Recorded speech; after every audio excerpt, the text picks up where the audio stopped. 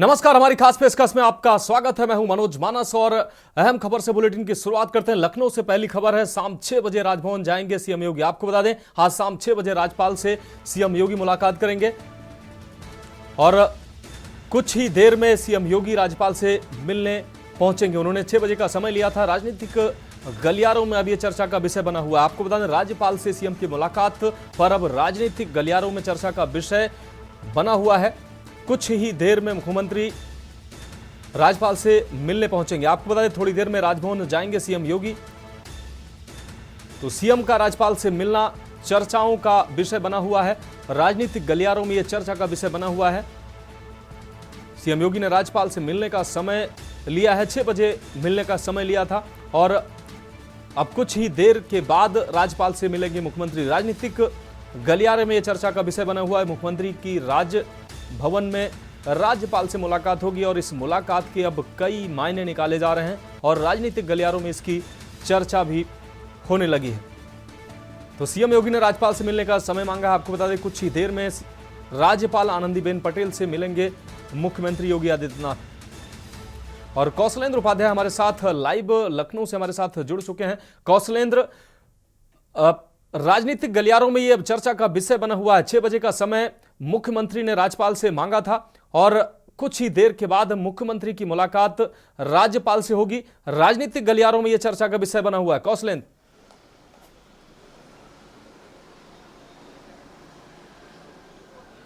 जी बिल्कुल, देखिए आपको बताएं कि सुबह जो मंत्रियों की ड्यूटी लगाई गई थी, जो उपचुनाव होने हैं विधानसभा विधानसभा सीटों पे, उस पे जिन मंत्रियों की ड्यूटी लगाई सो उनसे खुद मुख्यमंत्री योगी आदित्यनाथ ने जो है अपने आवास पे बैठ के और सबको बुला के उससे फीडबैक लिया है।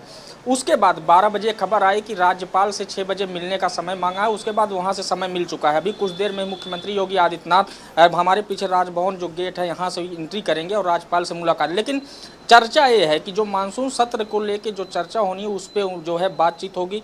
जो सरकार की उपलब्धियां हैं वो राज्यपाल को पूरी बताएंगे। उसके बाद कब से सत्र शुरू होगा इसके भी तैयारी का पूरा लेखा जोखा देंगे। अब देखने वाली, क्योंकि राजनीति गलियारे में जो चर्चा है कि डिप्टी सीएम केशव प्रसाद मौर्य के दिल्ली जाने के बाद उसके बाद प्रदेश अध्यक्ष का दिल्ली जाना, वहां पे राष्ट्रीय अध्यक्ष और जो है प्रधानमंत्री नरेंद्र मोदी से मिलना, ये चर्चा का विषय है कि आखिर में इन सब के बीच जो है दो नेता दिल्ली में वहां लगातार मिल रहे हैं।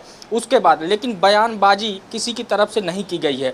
इसके पहले अगर थोड़ा बैक में जाएंगे कि तमाम ऐसे विधायक थे और पूर्व मंत्री थे जहां से सुखबुरात थी कि जो यूपी सरकार की कार्यशैली पे जो सवाल खड़े किए थे, वो अगर देखा जाए तो उसको लेकर राजनीतिक चर्चा जो चल रही है वो अभी भी बरकरार है। लेकिन सबसे महत्वपूर्ण बात है कि अभी ऑफिशियली कोई ऐसा जो है बयान नहीं आया है, ना ही किसी मंत्री ने बयान दिया है, ना ही कोई जिम्मेदार व्यक्ति जो भारतीय जनता पार्टी को उसने दिया है।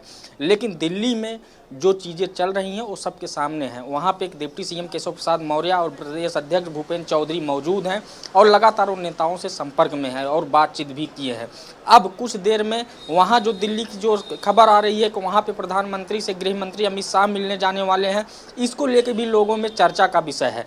लेकिन जो यहाँ राज्यपाल से मिलने के लिए मुख्यमंत्री योगी आदित्यनाथ का समय निर्धारित 6 बजे किया गया है, वहाँ से जब मिल के आएंगे उसी के बाद स्थिति साफ होगी कि आखिर किस मुद्दों पे और किन बातों पे चर्चा की गई है। कि मंत्रिमंडल विस्तार की बात हो रही है या कुछ और बात हो रही है, इसको लेके अभी थोड़ा सा सस्पेंस बरकरार है। लेकिन कुछ ही देर में स्थिति स्पष्ट हो जाएगी। निश्चित रूप से कौशलेंद्र, जिस तरीके से दिल्ली से लखनऊ की भागदौड़ मची हुई है उसको देखते हुए ये जो कयास हैं, कैबिनेट विस्तार के ये कयास हो सकते हैं या कुछ और बड़े कयास जो लगाए जा रहे हैं वो कयास हो सकते हैं। इस बीच केशव प्रसाद मौर्य लगातार उनके बयान भी सामने आए हैं, लेकिन अभी आधिकारिक तौर से किसी तरफ से कोई बयान सामने नहीं आया है। अब कैबिनेट विस्तार की जो चर्चाएं चल रही हैं, क्या मुख्यमंत्री का राज्यपाल से मिलना कैबिनेट विस्तार हो सकता है या अन्य जो आपने बताए हैं अन्य काम उससे जुड़े ये मसले हो सकते हैं राज्यपाल से मुलाकात के?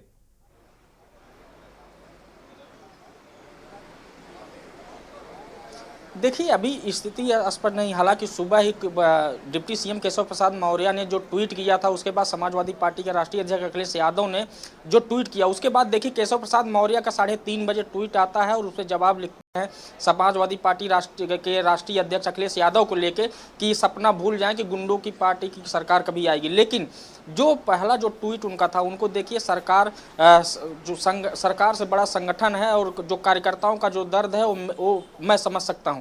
इस ट्वीट के लेकर कई माने, हालांकि संगठन में बदलाव की स्थिति अगर देखा जाए तो प्रदेश अध्यक्ष का जो कार्यकाल वो अगस्त में समाप्त हो रहा है, तो प्रदेश अध्यक्ष की नियुक्ति ऐसे में तो जरूर है कि किसी न किसी के वो प्रदेश अध्यक्ष बनाया जाएगा। और जो हार की समीक्षा हुई थी उसको लेके जो केंद्रीय नेतृत्व था, जो बैठकें हुई, जो कार्य समिति की परिषद की बैठक हुई, उसमें तमाम नेताओं और कार्यकर्ताओं को दिशा निर्देश दिया गया, इस पे भी चर्चा हुई। लेकिन जो मंत्रिमंडल विस्तार, क्योंकि देखिए जितिन प्रसाद के जो है सांसद बनने के बाद केंद्र में मंत्री बने, उसके बाद यहाँ पे पीडब्ल्यूडी विभाग जो है वो खाली पड़ा हुआ है, वो एक एमएलसी सीट है, उसको लेके भी चर्चा। उसके बाद 10 सीटों पे जो उपचुनाव होने हैं उसको लेके भी चर्चा हो सकती है।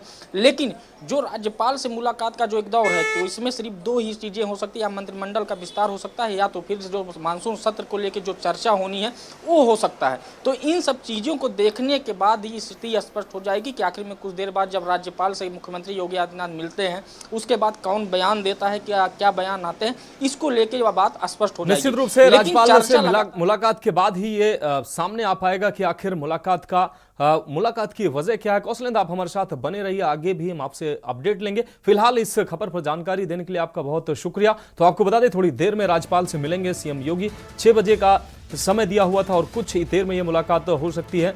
राज्यपाल से मिलने मुख्यमंत्री राजभवन पहुंचेंगे, कुछ देर के बाद यह मुलाकात होगी। राजनीतिक गलियारों में हालांकि चर्चाओं का बाजार गर्म है।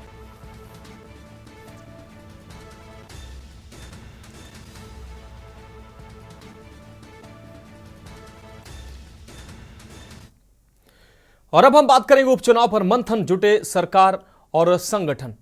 मुख्यमंत्री योगी आदित्यनाथ की अध्यक्षता में उनके आवास पर हुई बैठक में उपचुनाव की तैयारियों को लेकर चर्चा की गई है और इसके लिए मंत्रियों को जिम्मेदारी भी दी गई है। सरकार व संगठन के लोग इसमें शामिल हुए हैं। बैठक में एक सीट की जिम्मेदारी 3 मंत्रियों को दी गई है। कैबिनेट मंत्री स्वतंत्र देव सिंह ने कहा है कि उपचुनाव को लेकर चर्चा हुई है और सभी की जिम्मेदारी तय की गई है। बैठक में मुख्यमंत्री योगी आदित्यनाथ ने सभी मंत्रियों को अपने प्रभार क्षेत्र में जब तक चुनाव समाप्त न हो जाएं 2 दिन रात्रि विश्राम के निर्देश भी दिए हैं। मुख्यमंत्री की तरफ से सभी प्रभारी मंत्रियों को यह भी निर्देश दिए गए हैं कि हर एक ग्रुप को कार्यकर्ताओं के साथ बात करनी है और सबसे ज्यादा फोकस बूथ को मजबूत करने में करना है। आपको बता दें कि लोकसभा चुनाव में सांसद बने 9 विधायकों की सीटों समेत कानपुर की सीसामऊ सीट पर उपचुनाव होना है। सपा विधायक के अयोग्य घोषित होने से सीसामऊ सीट रिक्त हुई है। जिन 9 सीटों पर उपचुनाव होने हैं उनमें मिल्कीपुर, कटेहरी, फूलपुर, आपको बता दें मझवा, गाजियाबाद सदर, मीरापुर, खैर और कुंदर की ये सीटें शामिल हैं। तो मुख्यमंत्री ने बैठक की और बैठक के बाद मंत्रियों को उनके कार्य क्षेत्र तय कर दिए हैं। आपको बता दें उपचुनाव पर मुख्यमंत्री की ये बैठक हुई और तमाम मंत्रियों को उनकी जिम्मेदारी दी गई। हमारे संवाददाता कौशलेंद्र हमारे साथ लगातार बने हुए हैं। कौशलेंद्र, एक तरफ लगातार दिल्ली और लखनऊ के बीच तमाम चर्चाओं का बाजार गर्म है, इसी बीच मुख्यमंत्री योगी आदित्यनाथ ने कैबिनेट की बैठक की और बैठक में मंत्रियों को जो उपचुनाव को लेकर जो उनकी जिम्मेदारी है वो जिम्मेदारी तय कर दी है और जनता के बीच जाकर रात्रि विश्राम के भी निर्देश मुख्यमंत्री के द्वारा दिए गए हैं।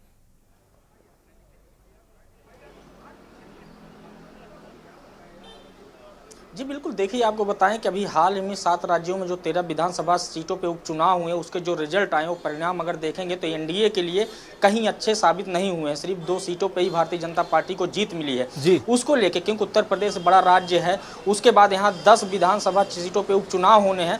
उसके लिए वो जो मंत्रियों की ड्यूटी पहले लगा के एक बैकअप लिए थे, जो फीडबैक लेना चाह रहे थे उसको लिया। उसके बाद करीब 30 मंत्रियों को इस काम में लगाया गया कि वो लगातार इन विधानसभा क्षेत्रों में कार्य क्षेत्र बांट दिया गया कि अपने कार्य विधानसभा क्षेत्रों में कार्य क्षेत्र में जाएं और जनता से बीच सामंजस्य स्थापित कर उनकी समस्याओं को देखें, क्या कमी रह गई है और क्या चीजें अभी होनी है, विकास कार्य से लेकर तमाम जो चीजें मुद्दे हैं उनसे बात करेंगे। रात्रि विश्राम के भी निर्देश दिए गए। वहीं जो संगठन कि जो बूथ स्तर के जो लोग हैं उनसे बात किया जाए, बूथ स्तर पर कैसे लोगों को संगठन को मजबूत किया जाए, ये भी एक महत्वपूर्ण बात कही है।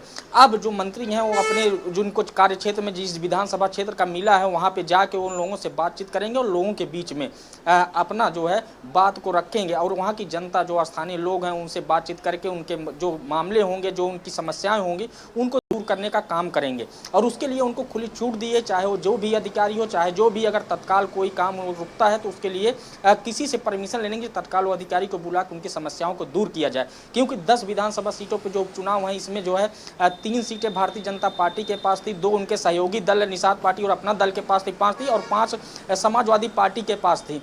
तो इन चीज़ों को देखते हुए 10 जो विधानसभा सीटों पे जो उपचुनाव होगा वो भारतीय जनता पार्टी के लिए एक लिटमस टेस्ट के तौर पे भी देखा जाए, क्योंकि आगे हमें जो चुनाव होंगे वो भी चाहे वो नगर निकाय होंगे, नगर पालिका होंगे, चाहे नगर पंचायत के होंगे, सभी चीज़ों को लेकर देखते हुए उन्होंने दिशा निर्देश दिया है। निश्चित रूप से कौशलेंद्र, इससे तमाम जानकारी के लिए आपका बहुत शुक्रिया। तो आपको बता दें कि मुख्यमंत्री योगी आदित्यनाथ ने उपचुनाव को गंभीरता से लेते हुए अब मंत्रियों को उनकी जिम्मेदारी सौंपी। आपको बता दें बीजेपी के लिए ये उपचुनाव निश्चित रूप से प्रतिष्ठा का सवाल है और ये चुनाव आगे की रूपरेखा तय करेंगे, इसलिए ये चुनाव और भी महत्वपूर्ण हो जाते हैं। मुख्यमंत्री योगी आदित्यनाथ ने उपचुनाव को देखते हुए सारे जो पेच हैं वो कसने शुरू कर दिए हैं।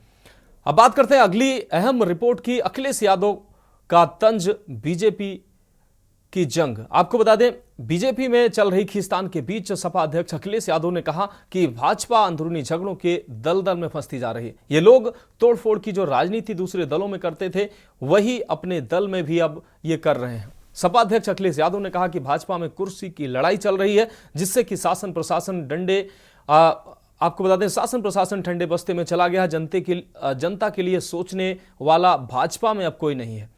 अखिलेश यादव ने सोशल साइट एक्स पर लिखा कि भाजपा की कुर्सी की लड़ाई की गर्मी में उत्तर प्रदेश में शासन प्रशासन ठंडे बस्ते में चला गया है। आपको बता दें कि भाजपा कार्य समिति की बैठक में उप मुख्यमंत्री केशव प्रसाद मौर्य ने बयान दिया था कि सरकार से बड़ा संगठन होता है।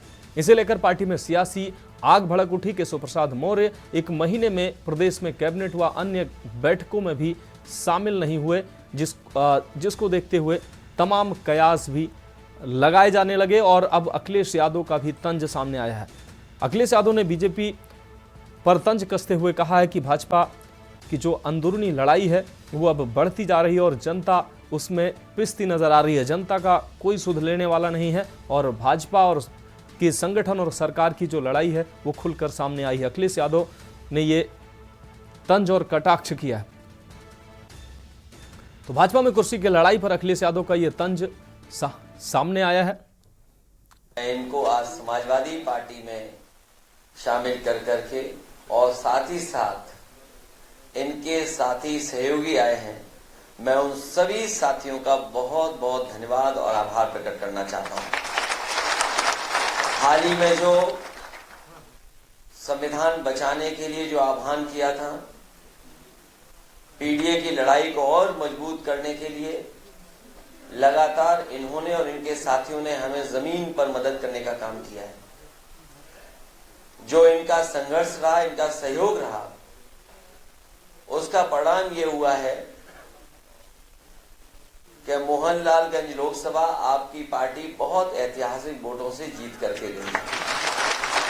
न केवल इनके साथियों का सहयोग हमें लखनऊ, मोहनलालगंज आसपास के क्षेत्र मिला है, बल्कि बाराबंकी और आसपास के क्षेत्रों में भी इनके सहयोगी साथियों ने बहुत ईमानदारी के साथ समाजवादी पार्टी और इंडिया गठबंधन और पीडीए की लड़ाई को मजबूत करने का काम किया है। मैं इन सभी साथियों का बहुत बहुत धन्यवाद देता हूं। हमें उम्मीद है कि आने वाले समय में इनके साथी सहयोगी और समाजवादी पार्टी के साथ मिलकर के समाजवादी आंदोलन को और मजबूत बनाने का काम करेंगे। लड़ाई चल रही, अखिलेश यादव ने तंज कसा है। आपको बता दें उन्होंने भाजपा पर जमकर तंज कसा है। शिवा शर्मा हमारे साथ लखनऊ से ज्यादा जानकारी के लिए हमारे साथ जुड़ चुके हैं। शिवा, अखिलेश यादव का तंज सामने आया है। भाजपा में जिस तरीके से हलचलें चल रही हैं, खींचतान चल रही है, इस पर अब अखिलेश यादव ने तंज किया। उन्होंने कहा कि भाजपा की अंदरूनी लड़ाई जो दूसरी पार्टियों में भाजपा करती थी वो अब उसी की पार्टी में चल रहा है। देखिए, बिल्कुल मनोज, अखिलेश यादव ने आज मीडिया से मुखातिब होते हुए भाजपा पर कसा है। उन्होंने कहा है कि जो डिप्टी सीएम है वो कुर्सी की लड़ाई को लेकर के भाग रहे हैं और उसमें जनता का भला होने वाला नहीं है। और उन्होंने ये भी कहा है कि खुद सीएम ने भी इस बात को कबूला है कि उत्तर प्रदेश के अंदर दलाली चल रही है, तमाम जो अफसर है उसमें दलाली कर रहे हैं। इन तमाम बातों को लेकर के भारतीय जनता पार्टी को घेरने की कोशिश की अखिलेश यादव ने और साफ साफ इस बात को कहा है उत्तर प्रदेश की जनता आपसी झगड़े की वजह से इस बात का खामियाजा उठा रही है कि विकास नहीं हो रहा है। इन सभी बातों को लेकर के चूंकि आज विजय बहादुर यादव की ज्वाइनिंग थी समाजवादी पार्टी में, वो वापस आए हैं जो लंबे समय तक पहले समाजवादी पार्टी में थे और फिर भाजपा में थे, उसके बाद फिर वापसी उनकी समाजवादी पार्टी में हुई है। इन सभी बातों को लेकर के उन्होंने प्रेस कॉन्फ्रेंस की और सीधे सीधे भाजपा ने सरकार पर निशाना साधा और तमाम जो नेता मंत्री थे उन पर निशाना साधते हुए उन्होंने आरोप लगाया है भाजपा सरकार के ऊपर कि किसी भी तरीके का कोई विकास, कोई भला उत्तर प्रदेश की सरकार जनता के लिए नहीं कर रही है। निश्चित रूप से शिवा, एक और अहम सवाल है, जिस तरीके से अखिलेश यादव ने केशव प्रसाद मौर्य को टारगेट करते हुए उन्होंने अपनी बात रखी, जिसके बाद अब केशव प्रसाद मौर्य ने भी पलटवार किया। उन्होंने कहा कि गुंडों की पार्टी सत्ता में नहीं आएगी, ये ख्वाब उनको नहीं देखना चाहिए।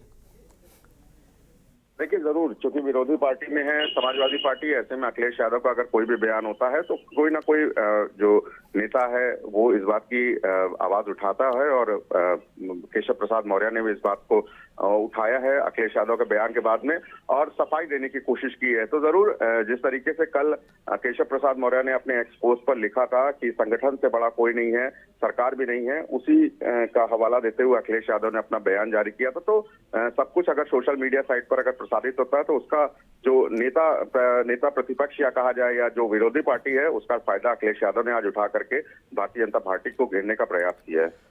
निश्चित रूप से शिवा शर्मा, इस तमाम जानकारी के लिए आपका बहुत बहुत शुक्रिया। तो आपको बता दें, भाजपा पर तंज कसते हुए अखिलेश यादव ने कहा कि भाजपा में कुर्सी की लड़ाई चल रही है और ये लड़ाई में जनता प्रभावित हो रही है। भाजपा की सरकार में जनता की सुनने वाला कोई नहीं है, भाजपा में कुर्सी की लड़ाई चल रही है। और अब बात करेंगे दांव बड़ा भतीजे को झटका। हम बात कर रहे हैं महाराष्ट्र की राजनीति की। महाराष्ट्र विधानसभा चुनाव से पहले उप मुख्यमंत्री अजित पवार के नेतृत्व वाली राष्ट्रवादी कांग्रेस पार्टी एनसीपी में हलचल बढ़ गई है। इस बीच अजित पवार गुट को बड़ा झटका भी लगा है। उनकी पार्टी की पिपरी चिंडवड़ यूनिट के 4 बड़े नेताओं ने इस्तीफा दे दिया है। चर्चा है कि पार्टी छोड़ने वाले सभी नेता शरद पवार गुट की एनसीपी में शामिल हो सकते हैं। एनसीपी अजित पवार गुट के पिपरी चिंचवड़ के चीफ अजित गवाहने, छात्र विंग के प्रमुख यश साने, पूर्व पार्षद राहुल भोसले और पंकज भालेकर ने पार्टी को अलविदा कह दिया। हाल ही में अजित पवार खेमे के बड़े नेता छगन भुजबल ने शरद पवार से उनके आवास पर जाकर मुलाकात की। सियासी गलियारों में इसके भी मायने निकाले जा रहे हैं। आपको बता दें कि हाल ही में एनसीपी शरद पवार गुट के विधायक रोहित पवार ने दावा किया था कि अजित पवार गुट के 18 से 19 विधायक मानसून सत्र के बाद पाला बदलेंगे।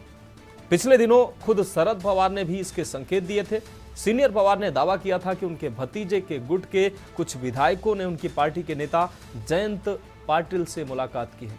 महाराष्ट्र विधानमंडल का मानसून सत्र 12 जुलाई को समाप्त हो गया है। राज्य में अक्टूबर में विधानसभा चुनाव हो सकते हैं और ऐसे में अब पार्टियों में जो जोड़ तोड़ की जो गुड़ा गणित है वो शुरू हो गई है। चाचा भतीजे जो एनसीपी के 2 गुट हुए हैं उनमें अब तोड़फोड़ की ये बात तो सामने आई है। आपको बता दें, सीनियर एनसीपी नेता शरद पवार ने अपने भतीजे अजित पवार की पार्टी के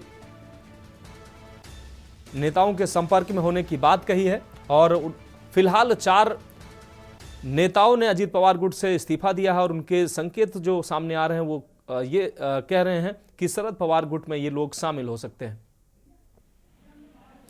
और चंद्रभान हमारे संवाददाता ज्यादा जानकारी के लिए महाराष्ट्र से हमारे साथ जुड़ गए हैं। चंद्रभान, चाचा और भतीजे की लड़ाई अब खुलकर सामने आ रही है।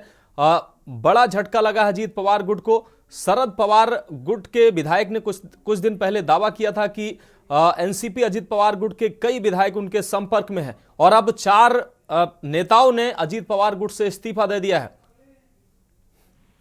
दरअसल शुरुआत ये लोकसभा के चुनाव के समय ही हो गई थी जी, जब राष्ट्रवादी अजित गुट के खुद के जो उनके सांसद जहां जहां खड़े थे बुरी तरह हार गई थी और शरद पवार को जो लोगों का सहानुभूति लहर कह सकते हैं कि और शरद पवार की जो चाणक्य नीति ऐसे समय में काम आ गई कि और जो विधायक आज अजित दादा को छोड़ के वापस शरद पवार की तरफ जाने की तैयारी में है, ये इंतजार कर रहे थे कि लोकसभा चुनाव का ही इंतजार कर रहे थे कि लोकसभा में लोगों की किस तरफ सहानुभूति रहेगी, दादा की तरफ कि पवार साहब की तरफ। निश्चित रूप से चंद्रभान, इस तमाम जानकारी के लिए आपका बहुत शुक्रिया। तो आपको बता दें कि चाचा और भतीजे की जो खींचतान है महाराष्ट्र में वो जारी है। चुनाव कुछ समय बाद होने हैं, जिसके लिए अब जोड़ तोड़ की राजनीति भी शुरू हो गई है और भतीजे की पार्टी यानी कि अजित पवार गुट को इस बीच बड़ा झटका भी लगा है। और अब बात करेंगे नाप न तौल बिगड़े बोल की। पश्चिम बंगाल की राजधानी कोलकाता में भाजपा की प्रदेश कार्यकारिणी की बैठक हुई। बैठक में भाजपा नेता शुभेंदु अधिकारी ने एक अहम बयान दिया, जिससे राजनीतिक गलियारों में चर्चा तेज हो गई। उन्होंने कहा कि मैं राष्ट्रवादी मुस्लिमों की बात करता था और आपने भी नारा दिया था कि सबका साथ सबका विकास, लेकिन अब मैं ऐसा नहीं कहूंगा। इसकी जगह मैं कहूंगा कि जो हमारे साथ हम उनके साथ। बंद करिए सबका साथ सबका विकास का नारा, हमें अल्पसंख्यक मोर्चे की भी जरूरत नहीं है। आपको बता दें कि भाजपा प्रदेश कार्यकारिणी की बैठक में शुभेंदु अधिकारी ने हम जीतेंगे, हम हिंदुओं को बचाएंगे और संविधान को बचाएंगे का बयान दिया। इसके बाद शुभेंदु अधिकारी ने जय श्री राम के नारे लगाए और भाजपा कार्यकर्ताओं ने भी तालियां बजाकर उनका स्वागत किया। लोकसभा चुनाव में भाजपा को 6 सीटों का नुकसान उठाना पड़ा और पिछले लोकसभा चुनाव में 18 सीटें जीतने वाली भाजपा इस बार 12 सीट पर सिमट गई। आपको बता दें कि लोकसभा चुनाव में पार्टी के खराब प्रदर्शन के लिए शुभेंदु अधिकारी भी लोगों के निशाने पर हैं, क्योंकि मीडिया रिपोर्ट्स में ऐसा कहा गया है कि टिकट बंटवारे में शुभेंदु अधिकारी को काफी तवज्जो दी गई थी। लोकसभा चुनाव में भी टीएमसी ने राज्य में शानदार प्रदर्शन करते हुए 29 लोकसभा सीटों पर जीत दर्ज की थी। साथ ही हाल ही में बंगाल में 4 सीटों पर हुए उपचुनाव में भी टीएमसी ने जीत दर्ज की है। इसके बाद से ही शुभेंदु अधिकारी टीएमसी पर खासे हमलावर नजर आ रहे हैं।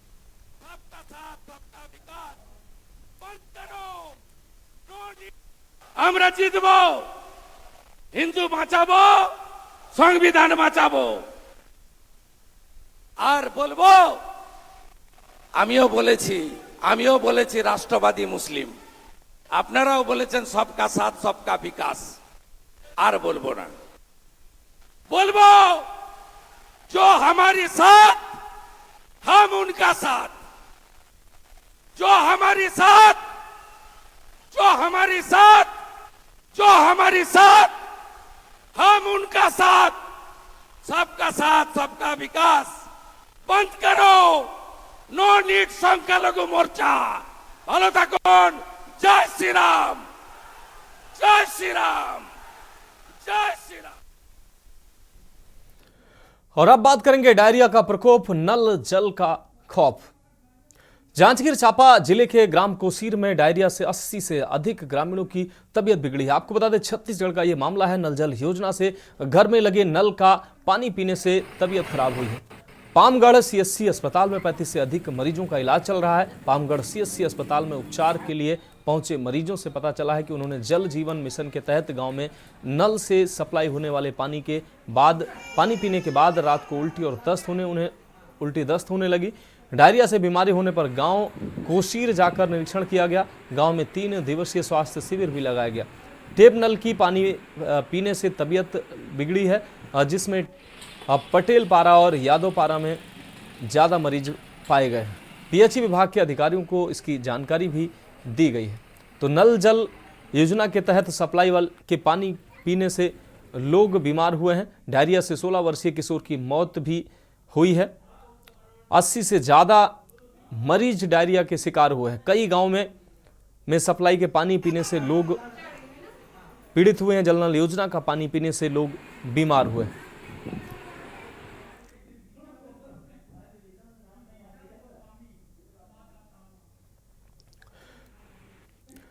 और इस खबर पर ज्यादा जानकारी के लिए हमारे संवाददाता विभीषण गोस्वामी हमारे साथ जुड़ गए हैं। विभीषण, 80 से ज्यादा मरीज डायरिया के शिकार हुए हैं। नल जल योजना से जो सप्लाई का पानी मिलता है वो पानी पीने से लोग बीमार हुए हैं, क्या कुछ अहम अपडेट है?